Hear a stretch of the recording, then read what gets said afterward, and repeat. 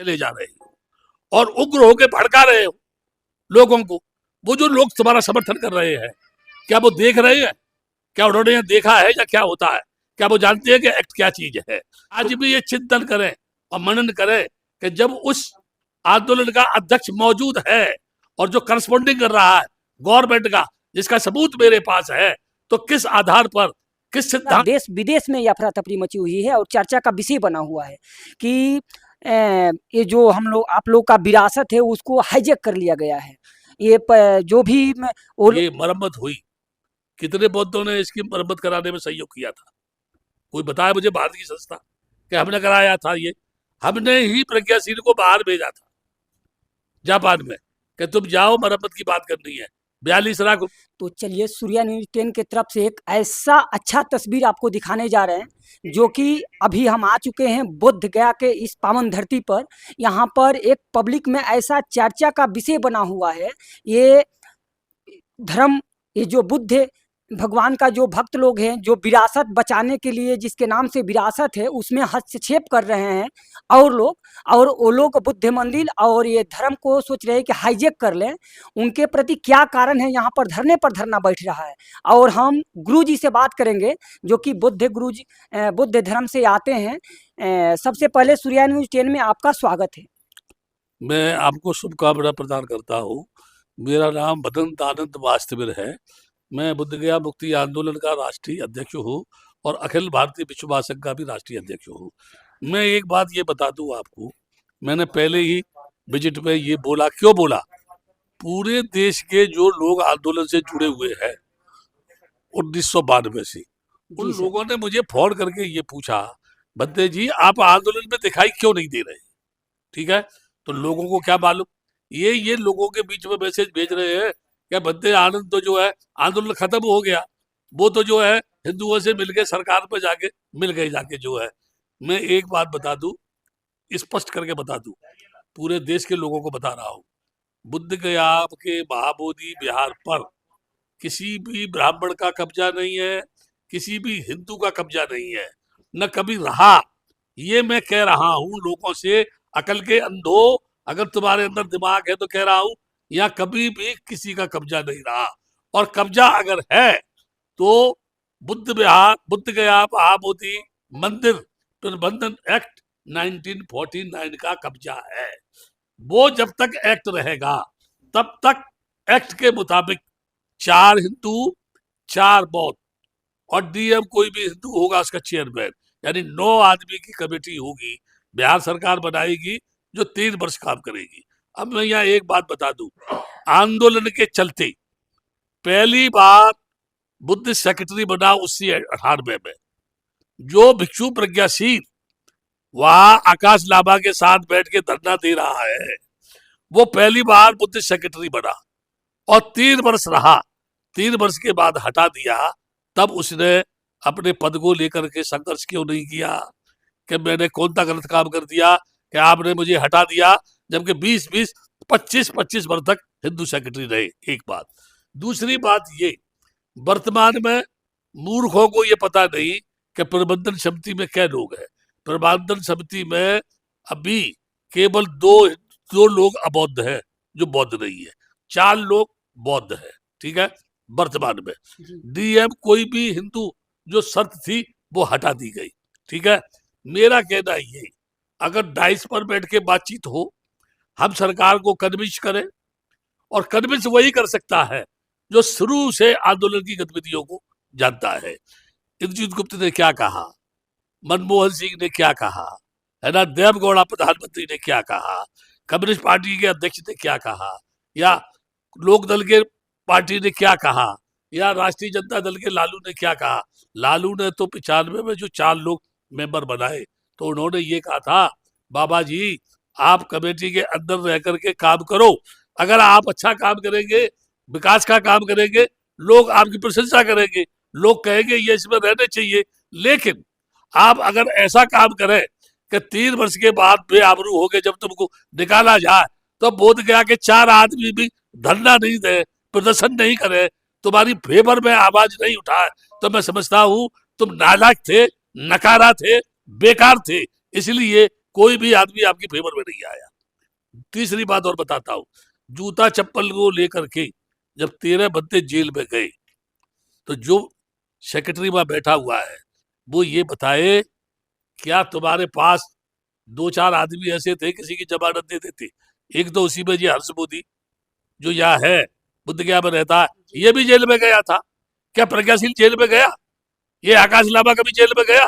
बौद्धों की समस्या को लेकर के खाली खीर चाटने के लिए आ गए क्या? बंदे आनंद तो शांत है, ऐसे में अपन आंदोलन चलाएंगे तो लोगों को मैसेज देंगे, आंदोलन से बंदे आनंद तो भाग गया। उनको क्या मालूम था कि आनंद बैठा है जो तुम में डंडा डाल के कोने में खड़ा कर देगा तुमको जो है, क्योंकि तुम बोलो सच क्या है झूठ क्या है, आपने सामने डिबेट करो, ठीक है, आपने सामने डिबेट करो, मैं गलत हूं तो समाज मुझे दंड देगा, तुम गलत हो तो समाज तुम्हें दंड देगा।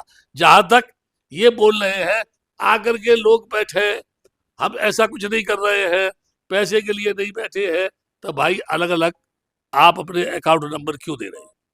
आपके अलग अलग अकाउंट नंबर इस बात का इंडिकेशन है कि आप अपने अपने अकाउंटों में पैसा मांग रहे हैं, ठीक है। जब आप एक है और एक ही संस्था आंदोलन लड़ रही है तो उसका एक ही का अकाउंट होना चाहिए, ठीक है ना। या फिर जो लोग वहां बैठे हैं उसके चुने हुए प्रवक्ता जो हैं, बोलने वाले प्रेस प्रवक्ता, उनको पूरे बुद्धगया टेम्पल मैनेजमेंट एक्ट की जानकारी होनी चाहिए, ठीक है। जी जब से ये जमीन में था ऊपर आया, कैसे एक्ट बना, क्या उसमें कारण थे, कौन कौन उसमें इन्वॉल्व थे, राजेंद्र प्रसाद थे, नेहरू थे, महात्मा गांधी थे, इन लोगों ने क्या कहा, गमनगिरी ने क्या कहा, उसके बाद में हाई कोर्ट में केस कैसे गया, मुकदमा जो है वो कैसे हार गए, अनाकारिक धमपाल। और जो आज बंदे ने बोला है महाबोधि सोसाइटी, जिनके अनाकारिक धमपाल थे, हमने उन्हीं को लेके आंदोलन शुरू किया, लेकिन उसी सोसाइटी ने दैनिक जागरण में एक न्यूज दी थी कि बुद्धगया मंदिर प्रबंधन एक्ट में कोई भी संशोधन नहीं होना चाहिए, क्योंकि हिंदुओं ने उस महाबोधि विहार की सुरक्षा की है, उनको भी बराबरी का हक है।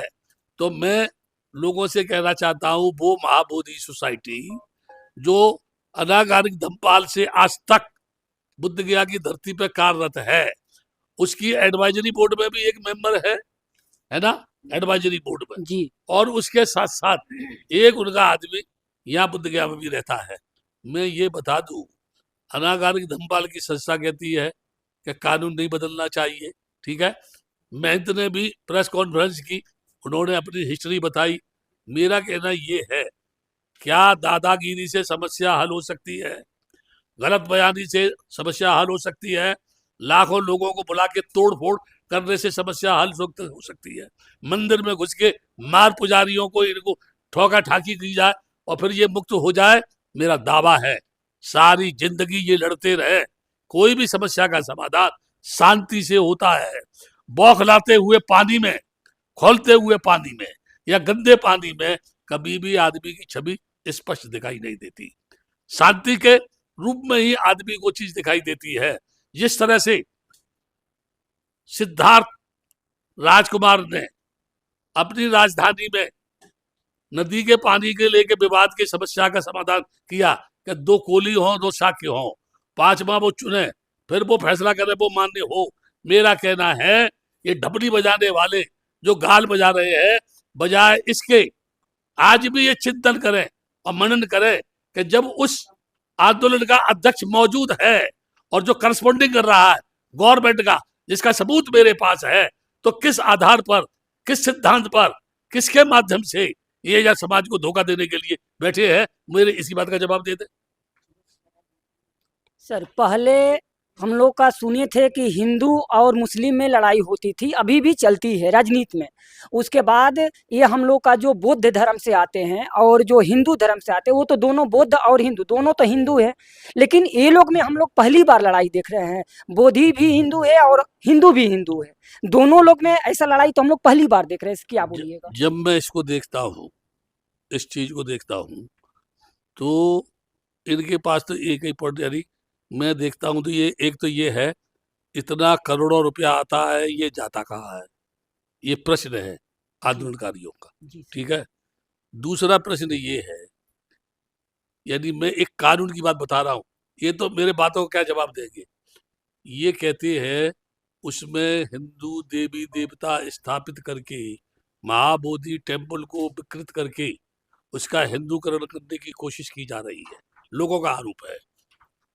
ये आरोप आंदोलनकारियों को मैनेजमेंट कमेटी पर लगाने से पहले एएसआई में लगाना चाहिए, आर्कियोलॉजी सर्वे ऑफ इंडिया पर, जिसका काम है ऐतिहासिक इमारतों को उनकी सुरक्षा प्रदान करना और एजिट रूप में उसकी व्यवस्था को करना, किसी भी प्रकार का उसमें कोई भी अमेंडमेंट या इनक्रोच नहीं होना चाहिए। ठीक है, अगर इसमें ये हुआ तो क्या एएसआई इसका जिम्मेदार नहीं है? इनको एएसआई खिलाफ के जाना चाहिए। ये कहां से आ गया इसके अंदर? ये एक्ट बना तो उसमें उस समय एएसआई भी था जब बना होगा जब, और इसमें जो प्रावधान किया गया किस बेस पर उन्होंने कहा कि मुझे पूजा करने का राइट मिलना चाहिए? अगर ये राइट उनको दिया तो कोई ना कोई तो चिन्ह उनका ऐसा हो, तभी तो मुझे दावा कर सकेंगे कि हमको भी इसमें पूजा करने का अधिकार है। फिर मैं एक बात ये कहता हूं, उनके मन में नफरत है, हिंदुओं के मन में नफरत है, वो बौद्धों की जमीन पर कब्जा करना चाहते हैं। हमारे मन में नफरत नहीं है, जो उनको मैनेजमेंट से बेदखल करने की बात कर रहे हैं। ठीक है, नफरत से नफरत की समस्या कभी हल होगी, क्रोध से कभी क्रोध हल होगा, आग जलाने से कभी अग्नि शांत होगी, अहंकार से कभी कोई समस्या हल होगी। मैं कहूँ तू तू कहे, मैं तू नहीं है तू मैं नहीं हूँ, तू मुझ में नहीं तू मैं तुझ में नहीं हूँ, न दुख है न सुख है, न सुख दुख में न दुख सुख में। ये बुद्ध का दर्शन है। तुम किसी रास्ते को ढूंढो, ऐसी कौन सी समस्या है? अंगुलीमाल को प्रसेनजित की फौज नहीं पकड़ पाई, डरते थे। ठीक है, बुद्ध बगैर हथियार के नंगे पैर जाकर के 2 शब्द से अंगुलीमाल को भिक्षु बना करके ले आए। क्या खासियत थी भाई उनके अंदर? जो कोई प्रश्न का मेरा उत्तर तो दे। क्या कारण है कि तुम उग्र होते चले जा रहे हो और उग्र होके भड़का रहे हो लोगों को? वो जो लोग तुम्हारा समर्थन कर रहे हैं, क्या वो देख रहे हैं? क्या उन्होंने देखा है या क्या होता है? क्या वो जानते हैं कि एक्ट क्या चीज है? तुमने जो बोल दिया उन्होंने मान लिया, और वो कह रहे हैं आग लगी जंगल में मोर नाचा, किसने देखा? किसने देखा? गाना गा रहे जंगल में मोर नाचा, जंगल में मोर नाचा। अबे देखा भी किसी ने कि नहीं? ठीक इसी प्रकार से कब्जा है, कब्जा है, कब्जा करके बैठे हैं, जबरदस्ती बैठे हैं, गुंडागर्दी से बैठे हैं। हिंदुओं ने कब्जा कर लिया, ब्राह्मणों को भगाना है, हिंदुओं को भगाना है। मैं ये पूछता हूं, कोई भी तानाशाह आदमी आज तक दुनिया में सफल हुआ? मुझे धरने पर बैठे हुए लोग बताते हैं मुझको जो। लेकिन एक उदाहरण देके अपनी बात खत्म कर रहा हूं। डॉक्टर अंबेडकर ने बगैर किसी झगड़े के कलम से उन लोगों के बीच में जिनका जातिवाद का जमावड़ा था, उन लोगों के बीच में जो वेद शास्त्रों के मानने वाले थे, उन लोगों के बीच में जो ईश्वरवाद, भाग्यवाद, आदमवाद के मानने वाले थे, उन लोगों के बीच में जो जातवाद को महत्व देने वाले थे, अपनी तार्किक बातों से संविधान सभा में संविधान की रचना करते समय उन क्लोज को उन लोगों के बीच में तर्क के माध्यम से उन्हें मजबूर किया, बाध्य किया और संविधान में उसको अंकित किया।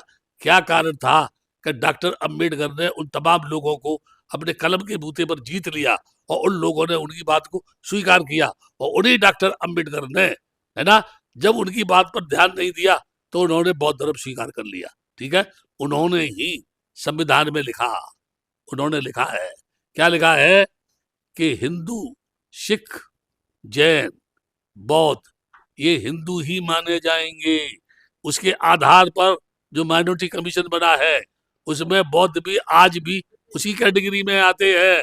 ठीक है, पहले ये कानून को पढ़े, संविधान को पढ़े, एक्ट को पढ़े, तब फिर गाल बजाने की टपली शुरू करें, तब तो ठीक है। अनर्गल झूठे साचे आरोप नहीं लगाए तो अच्छा है, कहीं ऐसा ना हो कि आरोप लगाते लगाते यही आरोपों के बीच में फंस जाए, फिर इनको जवाब देना मुश्किल हो जाए। तो चलिए सर, आपसे एक और सवाल रह गया है सर, जो कि हमारा अभी वर्तमान माननीय केंद्रीय मंत्री रामदास राठौल जी जो है, वो ये रावले जी, ये जो अभी अफरा तफरी मची हुई है। ये पूरा बिहार का मसला नहीं है, पूरा देश विदेश में ये अफरा तफरी मची हुई है और चर्चा का विषय बना हुआ है कि ये जो हम लोग आप लोग का विरासत है उसको हाईजैक कर लिया गया है। ये जो भी वो लोग है वो लोग हाईजैक कर लिया है और ऐसे वगैरह बयान भी दे रहे हैं। उसको लेकर बात करने के लिए थोड़ा नीतीश जी भी, हमारे जो अभी बिहार का मुख्यमंत्री है, उनसे भी बातचीत हुआ है। क्या लगता है सर, ये सब बातचीत करने से न्याय मिलेगा सर? देखो, मैं नीतीश जी से कई बार मिला हूँ, जी सर।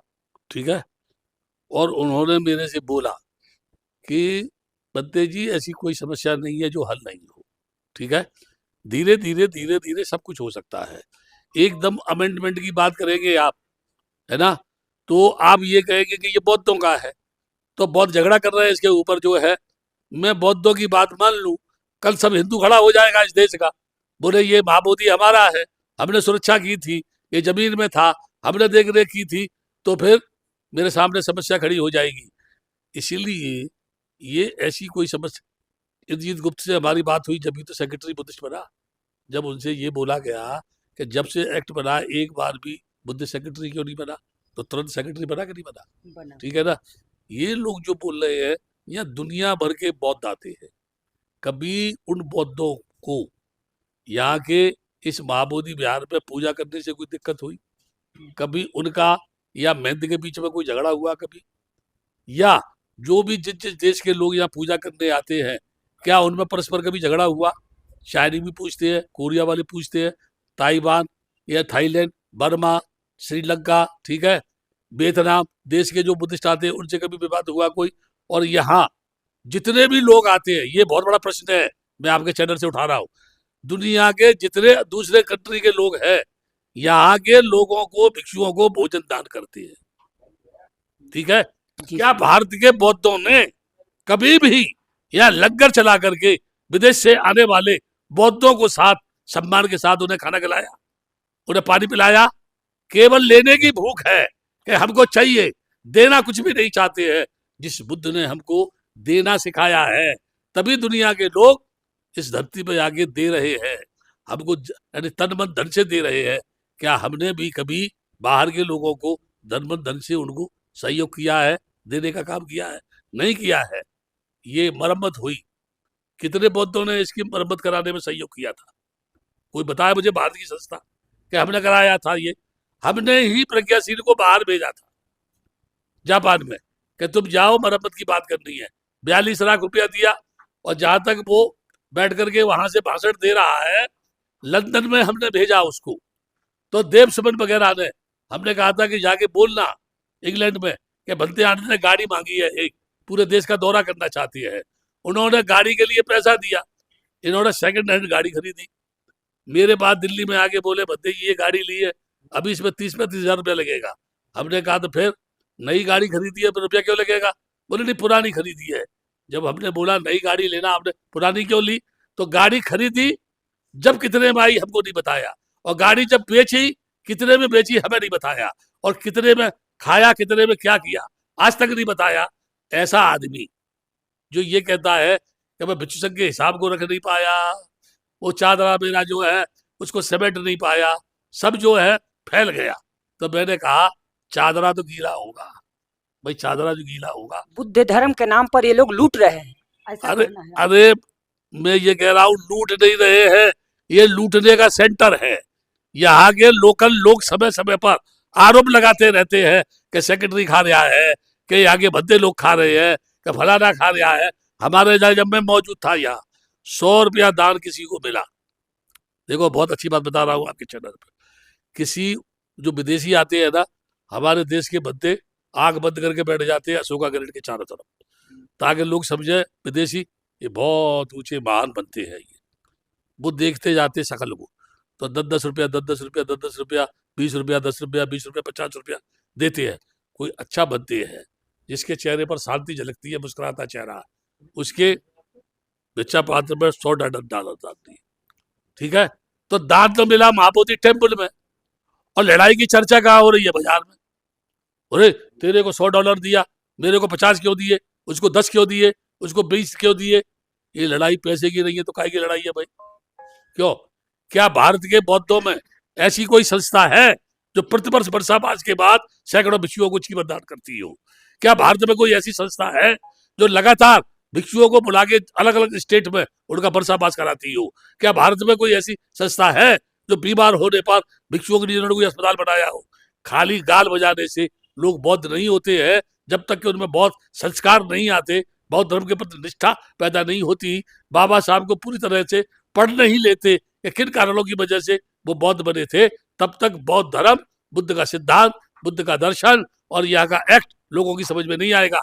घर बैठे वो इतिहास नहीं समझ सकते हैं, ये मेरा उनसे कहना है।